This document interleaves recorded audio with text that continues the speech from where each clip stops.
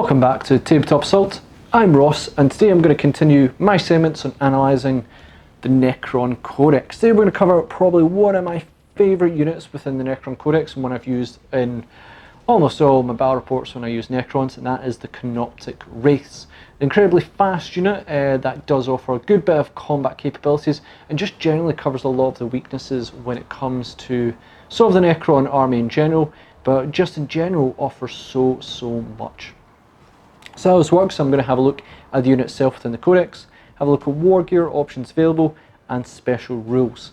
I'll then have a look at a loadout and suggested role for the unit, along with Dynasty codes that may be useful, and also stratagems that may be of use as well. So with that, let's have a look at the Canoptek Wraiths. So Canoptek Wraiths are movement 12, which is exceedingly fast for a Necron army. I think the only thing that really comes close is sort of tomb blades and some of the destroyers, etc., maybe some of the vehicles, but an exceedingly fast unit, especially one that wants to be in combat, which is absolutely fantastic for its role. Weapon skill and bless skill 3+, 2+ would be asking way too much, so that's really good that it does have reliable to hit. Strength 6, which is fantastic. It shreds sort of light infantry no problem, but still threatens all kinds of heavy infantry as well. Toughness 5, which means it will be a lot more harder to move from small arms fire. 3 wounds piece, which will keep it going in the game a little bit longer. 3 attacks, which I'd love for it to be higher, but I think that might be asking a wee bit much.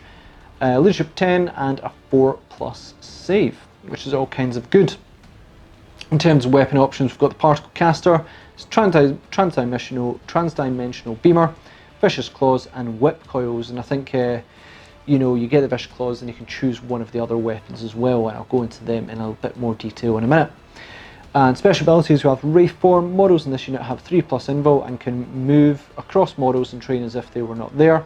Models in the unit can shoot and charge even if they fell back this turn. And I believe there is an FAQ, I could be wrong on that one as well, just clarifying a little bit more details on it as well. But generally a very good ability. The main things you need to know, 3+ invul, and also it can fall back and recharge, which was a handy ability they added from, I think, the index to the Codex itself, just to ensure it is always going to be very aggressive units. So let's go into the loadout and suggested role. Wraiths have a wide variety of options to them, and I'm going to be brutally honest, keep them cheap is probably the best way, in my opinion, to go. However, it would be bad for me to not at least cover the sort of weapons themselves and to justify my opinion on this. Vicious Claws is the default weapon for the Wraiths, and honestly, very good for what you need them to do. Strength user means they're swinging at strength 6, which is pretty darn good. Vehicles and heavier targets are obviously going to be harder to bring down, but lighter infantry and elite are going to be real targets. -2 AP will get you through the armour, and 2 damage is going to be a real pain for things like Primaris. Generally, for what Wraiths need to do, these stats are, generally quite good for what you want them to do.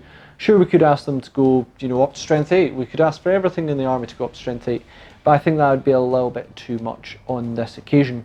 For a fast unit looking for combat, they are decently survivable, they are fast, and they can do well in combat, even with their just basic loadout of Vicious Claws. Particle Caster is a range 12 pistol 1 weapon, strength 6, 0 AP, and 1 damage. Generally, I'm usually not convinced by pistol weapons in general. Essentially, this is a bolt pistol but with a higher strength, which is not bad, except it costs points. It's not a lot of points, but at the end of the day, these guys are likely to advance and try and get into position rather than fire. Though, it can be useful if you're already in your opponent's lines and cause a little bit more damage, but generally I do question the usefulness of this weapon. Transdimensional Beamer, which is a range 12, heavy D3, strength 4, -3 AP, and 1 damage. Each time you roll a wound roll of 6 for this weapon, the target suffers a mortal wound in addition to any other damage. So, out of the 2 range weapons, we have part of me sort of really prefers the Transdimensional Beamer. I was about to say Particle Caster. It has potential to do a lot more shots with D3. It has a lower strength of 4, which is not ideal, but a much higher AP means you'll get through army a lot better. It may only be 1 damage, but it does have the ability that if you roll a 6 to wound, then you're going to get a mortal wound on top of it. So you just get that wee bit more damage. The only other thing I'd say is that, I think there's a place for this, but it depends if you want to put more points, because this is a lot, I think it's a fair amount more points than Particle Caster, into a unit that is threatening, is going to be fast, is going to advance, and it's going to, you know, essentially probably start getting shot at pretty earlier on. So whether you want to put a ranged weapon into a unit like that is debatable. Finally, we've got whip coils. Whip coils are a weird equipment, and I would take them if they were not so darn expensive. The reality is, Wraiths are likely to be the ones charging. They are fast enough and they can retreat from combat and still charge, which means that they can attack, you know, essentially first quite a lot in combats. So generally, if you're getting charged by something that's likely, it's going to hurt you either way, and yeah, then in which case whip coils might be useful. However, simply put, this is maybe a little bit too expensive in points. Maybe if they were half, I would be absolutely game for them, just for that extra bit of, you know, attack if they hadn't attacked already. But simply put, just to see what they actually do, is they're basically your vicious claws, but if the bearer's slain in the fight phase before it has made its attacks, leave the model where it is. When the unit is chosen to fight in the fight phase, it can do so as normal. Once it's done so, remove the model from the battlefield. So it's like, you know, if you die before you get to attack, you get attack, but it's a lot of points to do so. I just think it's not as viable. If it was maybe half, then I'd say absolutely go for it. So to bring my point, I prefer Wraiths to be cheap, and even at their cheapest, they can do their job effectively. Secondly, they are kind of a target priority for your opponent. Maybe not as much as things like destroyers, but still threatening enough, and with a toughness 5 and with, more importantly, a 3+ invul, they can be surprisingly effective at tanking quite a lot of shots. I'd love to hear people's perspective on this, but generally the Vicious Claws do well by me for what I want Wraiths to essentially do. Dynasty code traits. Novuk, Awakened by Murder. You can reroll failed hit rolls in the fight phase for a unit with this code if they are charged, were charged, or performed a heroic intervention. So Wraiths are combat creatures, and their ability to reroll failed hits is incredibly useful here. Nothing much to say to that, although they only have 3 attacks, so having a bad roll can be incredibly costly, and just having that, you know, to ensure that Wraiths do bring their damage. Due to their speed, you know, I would just say you need these rerolls to ensure that attacks get through, so you can then wound and just do all the goodness. Last thing you want is a bad hit roll that just means you don't get any use out of them. Due to your speed, I'd argue this is by far the most beneficial one, you know, Dynasty trait for them, to ensure damage. Also with the recharging ability, you can ensure that you're going to get to re-roll the attacks several times, because on your turn you can fall back, then recharge again, and boom, you cause the charge, so there you're going to get more re-rolls again, making Wraiths incredibly useful in this situation. The other one I'd go for is Nefric. I always butcher it. Translocation Beams. If a unit with this code advances, add 6 to its move characteristic for that movement phase instead of rolling a dice. If the unit has been affected by My Will Be Done or Wave of Command ability, add 7 to the move characteristic instead.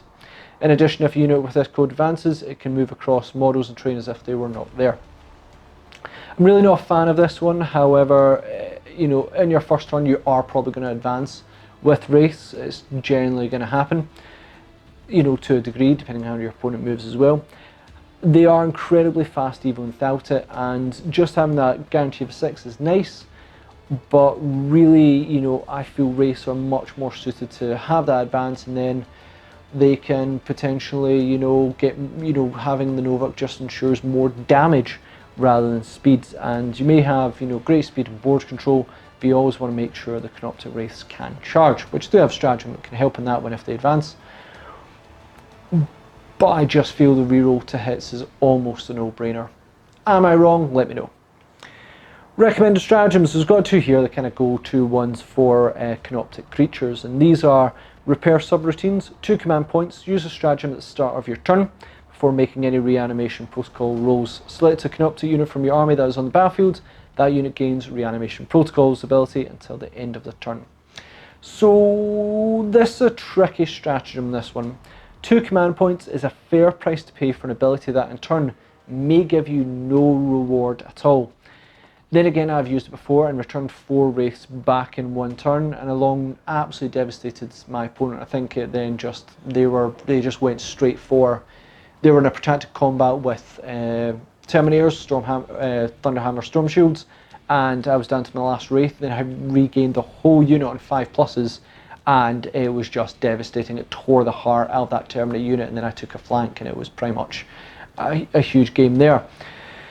You really need to have a cryptic nearby to sort of ensure you have a good chance of bringing this unit back. I think this should maybe be 1 command point, or is that maybe a little bit cheap? After all, it is only, you know, 1 turn. You could spend this on the next turn and the next turn to bring back Canoptek units, in which case I think for 1 command point it'd actually be pretty stellar to gain it, you know, basically to gain its ability back, and with no returns. 2 command points, it's a tad expensive, but when it works, oh boy, it can really do quite well. And we've also got adapted subroutines. 1 command point, use a stratagem after a Canoptek unit from your army has advanced. This unit can still shoot and or charge this turn. With Wraiths, this can be useful just to ensure you make the charge. As this is done after you advance, you know, use a stratagem after a Canoptek unit from your army has advanced, and you get a bad roll in your advance, then you can choose not to do it, not to commit. But it certainly does give you that option. If you get a good advance roll, you're like, oh yeah, for 1 command point, I'll risk it. We'll see if we make the charge. It is not game changing, but certainly useful if you are playing like very aggressive Wraiths, to have them sort of, if they make, you know, oh, let's go for the charge. You know, if I move normally, I'll never make a charge, but if I advance and get a 6, then it'll be a very tempting prospect. So I think that is a stratagem that I'd maybe wholeheartedly recommend on that one as well. There are some other ones I'd maybe recommend. I mean, arguments could be made for Blood Rights for Novak, which is 3 command points and they can fight again, which maybe, you know, sometimes may be called for, but 3 command points on an army that is already hungry for command points because they don't have a reliable way to get cheap ones is kind of difficult, you know, on that one when it comes to Blood Rights, but there may be occasions where it would be kind of useful. So that's my review on Wraiths, and I'm thankful to have that one done because I absolutely love Wraiths. I think they're a fantastic unit in the Necron Codex. They offer so much in terms of mobility, close combat threat. They are fairly tanky, and they have got an inbuilt save that makes them a target priority that can keep other units protected because they just absorb a lot of the shots. So I'm very interested to hear what you guys think. Please comment, share, like and subscribe. Do you think they're a waste of time, they just take too long to get over the field? Let me know, but generally I found they've done me pretty proud time and time again. Check us out on social media where you can see our upcoming projects. We have a few on the go at the moment. And as well, check us on Patreon to help support the channel, bring you more content, because we absolutely love doing so. So thanks again, and we'll see you on our Tabletop Assault Battle Report.